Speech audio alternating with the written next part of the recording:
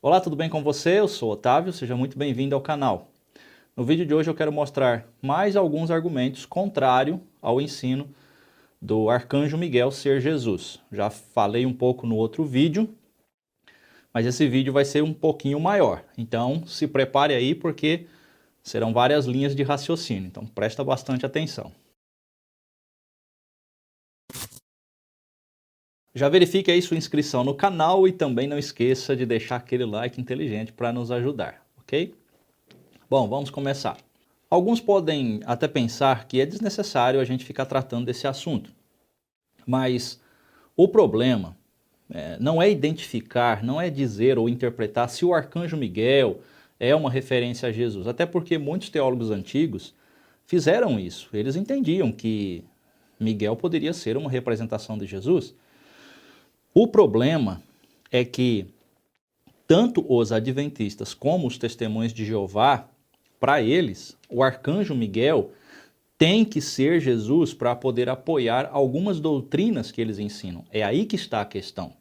As testemunhas de Jeová, elas defendem que Jesus, ele é Miguel, com a intenção de fortalecer os seus ensinos de que Jesus não é Deus, ou seja, ele é um Deus menor, um Deus criado, portanto, um arcanjo. Já os adventistas, eles defendem a posição de que Miguel é Jesus para fundamentar o ensino da ressurreição de Moisés. E eu vou falar um pouquinho mais sobre isso no final desse vídeo. Então a questão ela é teológica e não apenas interpretativa. Então o problema são essas doutrinas que se fundamentam desta interpretação. No caso, por exemplo, dos adventistas, se a gente retirar a interpretação de que Miguel é Jesus, eles perdem completamente o alicerce da doutrina da ressurreição de Moisés. E é por isso que eles lutam tanto para defender essa tese. Agora eu preciso falar uma coisa. Não é porque os testemunhos de Jeová e os adventistas interpretam que o Arcanjo Miguel seja Jesus que os ensinos dos dois sejam idênticos. Não. Eu vou mostrar aqui para você a diferença porque isso é importante. E apesar de eu crer que nos dois grupos igualmente há ensinos errados, nessa questão do Arcanjo Miguel ser Jesus, as testemunhas de Jeová elas são piores. As testemunhas de Jeová elas creem que Jesus é Miguel para diminuir a divindade de Jesus. Já os adventistas, eles consideram Jesus como Deus, Criador, absoluto e Senhor supremo de todas as coisas. Para eles, Arcanjo Miguel é apenas um título dado a Jesus, e isso não diminui Jesus em nenhuma circunstância. Então, a visão adventista ela é mais aceitável do que a dos testemunhos de Jeová, embora eu ainda considere com problemas. E no vídeo anterior eu fiz uma pergunta sobre essa questão, se existia arcanjos ou um único arcanjo. E aí eu fui criticado. Mas por que eu fiz essa pergunta? Porque eu estava assistindo um vídeo do Rodrigo Silva e ele falou que só existe um arcanjo. E arcanjo significa chefe dos anjos. E ele deixou bem claro que só existe um chefe dos anjos. Eu vou colocar aqui um trechinho só para você ouvir, para você ver que não foi eu que falei. Eu questionei exatamente por causa disso que eu ouvi. Presta atenção. Daniel, capítulo 10, verso 13, menciona Miguel como um dos primeiros príncipes. Então ele não era o único príncipe, havia outros príncipes, havia outros arcanjos. Em primeiro lugar, devemos lembrar que é um pouco forçado dizer que havia outros arcanjos com base nisso, porque a Bíblia fala sempre da palavra arcanjo no singular. É um chefe dos anjos, não há a palavra arcanjos na Bíblia. E eu vou deixar o vídeo dele aí na descrição para você assistir tudo e pegar o contexto, para não falar que eu estou tirando do contexto, né? Então foi por isso que eu perguntei no vídeo anterior quem é que estava errado, porque Ellen White falou arcanjos, aí eu ouvi Rodrigo Silva falando que só há um chefe dos anjos. Aí eu fiquei confuso, né? Porque em Daniel 10:13 diz que Miguel é um dos príncipes. E se ele é um dos príncipes, deve haver outros. Mas, conforme Rodrigo Silva, só existe um chefe dos anjos. Portanto, não poderia haver outros arcanjos, já que a palavra arcanjo significa exatamente chefe dos anjos. E aí eu ouvi um vídeo do Leandro Quadros e também os vídeos do Eleazar, e eles estão seguindo exatamente o que Ellen White falou e afirmando que sim, que existem outros arcanjos. Então foi por isso que eu fiz a pergunta. Agora, De qualquer forma, nós temos um problema. Porque se o arcanjo Miguel é Jesus e há outros chefes de anjos, logo Jesus não seria o único chefe dos anjos. Isso é lógico, né? E o argumento de que Jesus tem autoridade, então ele pode repassar essa autoridade para outros, olha, sinceramente, na minha opinião, não resolve a questão. Portanto, aqueles que me acusaram de não saber do que eu estava falando, eu estou deixando bem claro aqui que eu ouvi isso do Rodrigo Silva, e aí gerou essa confusão, por isso eu fiz aquela pergunta. E tem um outro argumento também que foi bastante comentado, que é a questão: por que que Jesus não pode ser um entre os outros anjos, já que Jesus também foi um homem entre outros homens? Ok, vamos pensar nisso aqui. E a resposta é muito simples, porque Jesus não é um anjo. Jesus, ele se fez homem para ser homem. E em nenhum lugar nós temos menção de Jesus se fazendo anjo para ser anjo. Porque em Filipenses 2,7 diz: mas esvaziou-se a si mesmo, vindo a ser servo, tornando-se semelhante aos homens. Em João 1,14, e o verbo se fez carne e habitou entre nós, cheio de graça e de verdade, e vimos a sua glória, glória como do unigênito do Pai. Portanto, sim, Jesus foi um homem entre outros homens, mas não com a mesma natureza caída que nós temos. Ele veio na natureza de Adão antes da queda, mas ele não recebeu a nossa natureza contaminada pelo pecado, pós-queda. Então, sendo ele um homem entre outros homens, mas ao mesmo tempo superior aos demais homens. E aliás, eu quero aproveitar esse tema para passar para você um problema que tem nos escritos de Ellen White, porque ela diz que Jesus, embora sem pecado, ele assumiu a nossa natureza pecaminosa. E obviamente isso é uma doutrina estranha. E eu digo para você o seguinte: eu já li bastante coisa de Ellen White. É difícil saber realmente o que Ellen White queria dizer, porque em vários textos que eu li, ela sempre escreve coisas assim, frases muito dúbias. Dá para entender de um lado, dá para entender de outro, não fica muito claro certas questões. E nessa questão aqui da natureza de Jesus é uma coisa mais ou menos assim também. Porque veja o que ela diz aqui sobre a natureza de Jesus. Eu vou pôr na tela para você. Ele tomou sobre si mesmo a natureza humana sofredora, decaída, corrompida e degradada pelo pecado. Percebeu aqui? A natureza sofredora, decaída, ou seja, ela está dizendo que Jesus assumiu a nossa natureza caída já, a corrompida e a degradada pelo pecado. Ela está dizendo que essa era a natureza humana de Jesus, ou seja, a mesma natureza caída nossa. Nele não havia engano ou pecado. Ele sempre foi íntegro e puro, embora tomasse sobre si a nossa natureza impura e pecaminosa. Veja essa outra frase. Cristo, de fato, na realidade, uniu a natureza pecaminosa do homem à sua própria natureza sem pecado. Veja esse outro texto que ela escreveu. Cristo, que não conhecia o mínimo vestígio de pecado ou contaminação, tomou nossa natureza em seu estado deteriorado. Ela está deixando bem claro que Jesus assumiu a nossa natureza deteriorada. Jesus aceitou a humanidade quando a raça havia sido enfraquecida por 4.000 anos de pecado.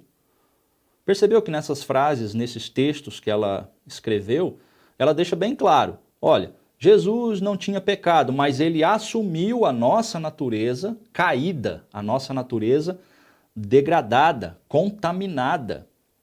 Isso faria de Jesus pecador como nós, porque se ele assumiu a nossa natureza pecaminosa, bom, isso é um problema. Jesus, ele nasceu como homem na natureza de Adão antes da queda. Jesus foi um perfeito homem, mas como Adão. Se Jesus assumiu a natureza caída, ou seja, ele assumiu realmente a nossa natureza decaída, ele não poderia nos salvar, porque ele seria também culpado como nós. Jesus foi o que Adão e todos nós deveríamos ter sido. E eu não creio que Jesus tinha possibilidade de pecar, embora ele sim estava na mesma limitação, ele enfrentou os mesmos desafios que nós, por isso ele sabe socorrer aqueles que são tentados, mas ele não tinha possibilidade de pecar.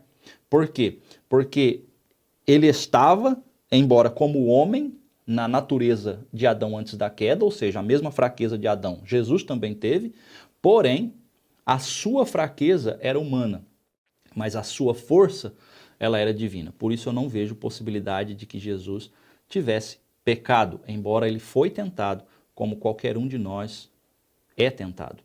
E aí temos um outro argumento que foi bastante utilizado, que é a questão da expressão anjo do Senhor. Aliás, foi usada várias vezes para dizer que não há nenhum problema Jesus ser comparado a um anjo, já que o próprio Deus, ele se identifica como anjo no Velho Testamento.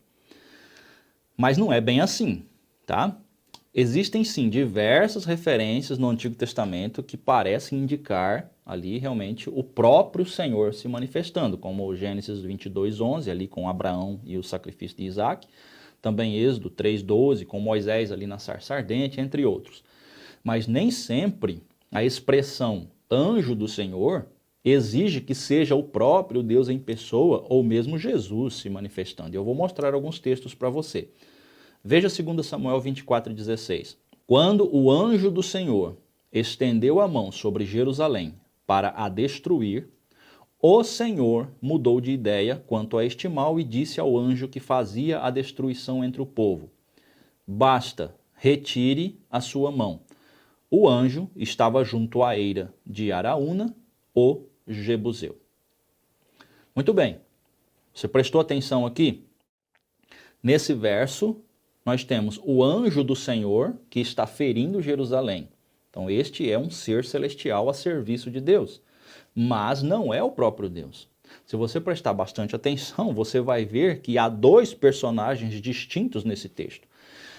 Enquanto o anjo do Senhor, primeiro personagem, estava para destruir Jerusalém, o Senhor, que é o segundo personagem, deu a ordem ao anjo para retirar a sua mão, e o anjo, que é o anjo do Senhor, que estava destruindo, parou imediatamente. E aí eu preciso fazer uma observação. Por favor, não venha me dizer que esse anjo do Senhor aqui é Jesus e que o Senhor é o Pai, como se Jesus é que estivesse destruindo Jerusalém e aí o Pai fala para ele parar. Porque se em todo lugar que aparecer anjo do Senhor for sempre Jesus, eu tenho que perguntar, os anjos que foram criados como servos ministradores servem para quê? Né? Então, vamos ter um pouquinho de cautela aí nos argumentos. Então, nesse texto, fica muito claro que anjo do Senhor é um anjo, um servo ministrador, um ser a serviço do Senhor, que recebeu do Senhor o título de anjo do Senhor, porque ele está a serviço e à autoridade do Senhor. E o mesmo relato desse que acabamos de ler, você pode encontrar em 1 Crônicas 21:15, e ali está o mesmo sentido do que nós lemos aqui. Vamos para mais uma passagem para você ver essa diferença aí. Anjo do Senhor, Senhor, é bem interessante. Zacarias 1:11. Eles responderam ao anjo do Senhor que estava entre as murtas e disseram: nós já percorremos a terra, e eis que toda a terra está agora calma e tranquila. Então o anjo do Senhor disse: ó Senhor dos exércitos, até quando não terás compaixão de Jerusalém e das cidades de Judá, contra as quais estás indignado há 70 anos? E o Senhor respondeu com palavras boas, palavras consoladoras, ao anjo que falava comigo. E este me disse: proclame, assim diz o Senhor dos exércitos, tenho grande amor por Jerusalém e Sião. Nessa passagem, Zacarias está tendo uma visão e fica muito claro aqui a identificação dos personagens, como no texto anterior que nós lemos. O anjo do Senhor não é o próprio Deus. E novamente não diga que é Jesus, por favor. No verso 12, o anjo do Senhor faz uma pergunta ao Senhor. O anjo do Senhor pergunta a Deus. Logo, o anjo do Senhor aqui também é um mensageiro enviado da parte de Deus com a autoridade de Deus, mas não é o próprio Deus. Eu separei essas duas passagens porque ela mostra no mesmo texto esta interação entre o anjo do Senhor e o próprio Senhor. Eles estão ali interagindo um com o outro. Portanto, nem sempre a expressão anjo do Senhor irá representar o próprio Senhor ou a sua própria presença ali, mas sim um mensageiro enviado com a autoridade dada por Deus para ser ali o seu representante. Sendo assim, dizer que Jesus se manifestou várias vezes como anjo do Senhor, só para justificar que Jesus pode naturalmente ser um arcanjo, como eu disse, é um argumento fraco, né? E não dá para fundamentar isso através dos textos bíblicos, não. E no vídeo anterior eu fiz até um desafio que, sinceramente, foi um desafio que eu pensei, bom, isso aqui vai ser considerado absurdo. Mas vocês acreditam que alguns, infelizmente, tiveram a coragem de aceitar o desafio? Eu desafiei aqueles que acreditam que o arcanjo Miguel é apenas um título de Jesus a elevar uma adoração ao arcanjo Miguel. Afinal, é só um título de Jesus. E alguns fizeram isso nos comentários. Eu tenho aqui os prints, eu até salvei, porque eu achei impressionante. Isso é realmente preocupante, eu fiquei preocupado. Já outros saíram pela tangente dizendo, Jesus recebe adoração como Deus, como Filho de Deus e não como Miguel. Olha só, Jesus como Miguel é um arcanjo, mas é como Deus que ele deve ser adorado.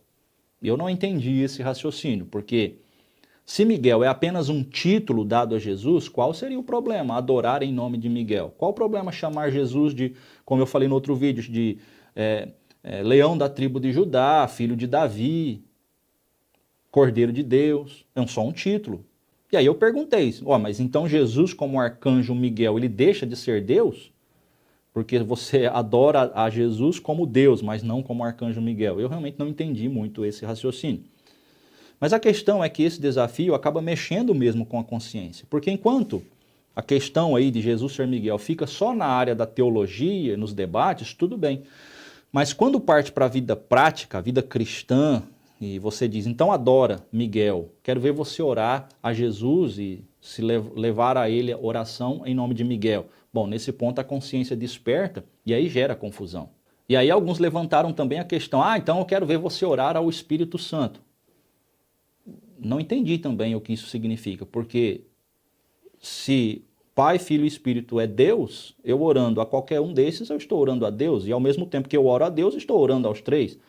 Pelo menos, eu acho que é o que vocês creem, na Trindade também, e se pela doutrina da Trindade isso não tem alteração nenhuma. Mas a pergunta que eu quero fazer é, e se Miguel for realmente apenas um anjo? Como é que fica? E aí, elevar palavras de adoração ao arcanjo Miguel, um grande problema.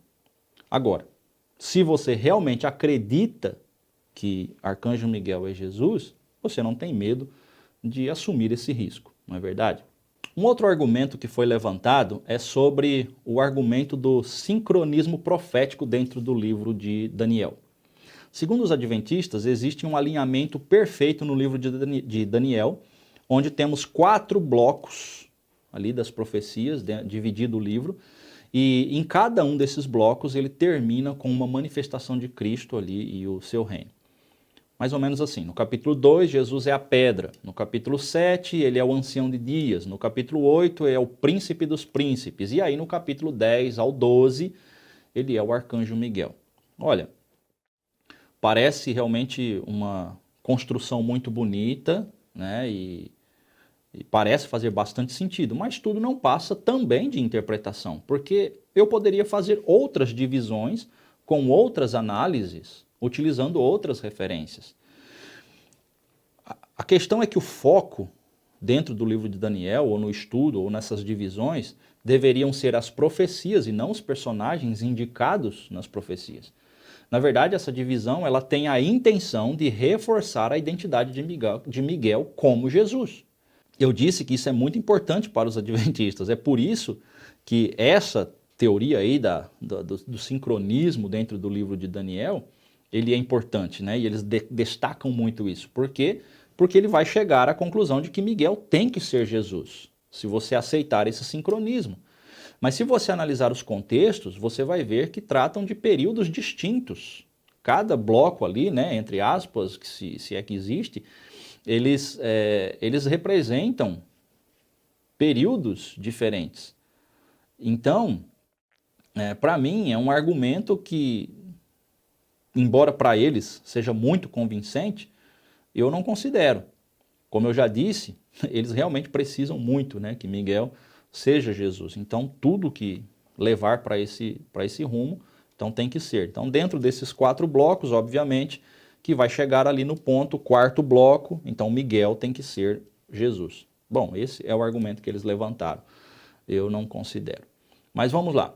Vamos pensar mais um pouquinho. Eu quero levantar agora algumas questões para você pensar, mais coisas. Então vamos seguindo o raciocínio. Eu sei que é muita coisa, é uma bagunça, a gente acaba misturando tudo, mas é um assunto que acaba, né, sendo complexo por causa da quantidade de interpretação que se faz em cima dele. Então vamos lá. Eu quero que você pense nessas questões que eu vou levantar aqui agora. No Antigo Testamento quanto no Novo Testamento, Miguel, ele é sempre identificado como Miguel. Isso mostra que tanto no Antigo quanto no Novo é o mesmo personagem. E se Miguel, ele é identificado como Miguel nos 2 testamentos, eu pergunto, por que no Novo Testamento, Jesus, que é sempre identificado como Jesus, apenas em Judas ele receberia o título de Arcanjo Miguel? Bom, aí você pode dizer que é porque ali em Judas ele está se referindo a um acontecimento do Antigo Testamento, que é a morte de Moisés. Tá, sobre isso eu vou falar daqui a pouquinho. Mas pensa comigo, por que Judas, em sua carta, ele se refere a Jesus por 6 vezes, pelo nome de Jesus, e aí no verso 9 ele decide chamar Jesus de Arcanjo Miguel? Seria mesmo porque Judas está se referindo a um acontecimento do Antigo Testamento, ali com a morte de Moisés, e aí ele vai identificar Jesus como Arcanjo Miguel? Será que é isso mesmo que Judas entendia? Será que ele cria que o Arcanjo Miguel era Jesus? Porque se fosse assim que ele cria, era muito mais natural ele já fazer a interpretação e usar no lugar de Arcanjo Miguel, ele já colocar logo Jesus, afinal, ele se referiu a Jesus por 6 vezes na carta. Então, isso é para se pensar. Será que Judas realmente cria que o Arcanjo Miguel era Jesus? Pelo menos não é o que parece. Aliás, deixa eu falar sobre o erro da ressurreição de Moisés aqui. Eu disse que eu ia falar, então é bom eu já falar sobre isso. Os adventistas defendem que o Arcanjo Miguel é Jesus para defender a doutrina da ressurreição de Moisés. Eu falei isso no começo do vídeo. E eu quero agora mostrar para você o texto que Ellen White afirma isso. Presta atenção. Moisés passou pela morte, mas Cristo desceu e lhe deu vida antes que seu corpo visse a corrupção. Satanás procurou reter o corpo, pretendendo-o como seu, mas Miguel ressuscitou Moisés e levou-o ao céu. Satanás maldisse amargamente a Deus, acusando-o de injusto por permitir que sua presa lhe fosse tirada. Cristo, porém, não repreendeu a seu adversário, embora fosse por sua tentação que o servo de Deus houvesse caído. Obviamente que esse é um texto que Ellen White deve ter recebido por visão, porque isso não sei de onde ela tirou isso, né? Mas enfim, ela diz que Miguel ressuscitou Moisés antes que seu corpo visse a corrupção. Então isso foi algo muito rápido, assim que Moisés morreu, teve lá a confusão, né? Arcanjo Miguel, que ela está já declarando o que é Jesus, e aí então na visão adventista, na visão dela, Jesus então ressuscitou Moisés. Mas qual é o problema aqui? Muito simples. Se Moisés foi ressuscitado lá no passado, então os adventistas têm um sério problema. Porque se Moisés foi ressuscitado, então ele está junto de Deus em corpo glorificado desde essa época. E é por isso que aí eles vão dizer que ele apareceu no Monte da Transfiguração. E não só ele, mas tem Elias também. O problema é que, segundo 1 Tessalonicenses 4, 16 a 17, como também 1 Coríntios 15, 51 e 54, os mortos só serão ressuscitados na vinda de Jesus. E se Moisés morreu e foi ressuscitado, logo ele seria as primícias dos mortos. E aí a gente vai para os textos e vê que Jesus é quem foi as primícias dos mortos.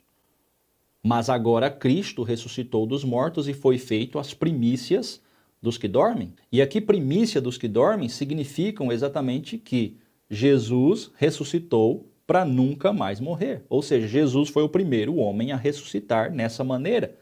E aí, se Moisés foi ressuscitado milhares de anos antes de Jesus nascer, e ainda aparece no Monte da Transfiguração com o seu corpo glorificado, logo ele foi o primeiro a ser ressuscitado para não mais morrer. E isto é um ensino completamente estranho.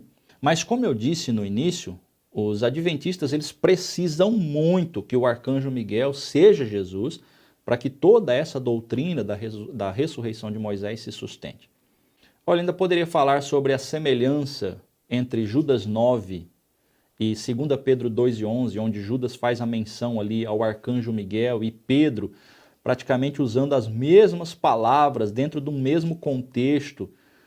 Ele usa a mesma ilustração de anjos, o que dá a entender que para Pedro o arcanjo Miguel seria também um anjo.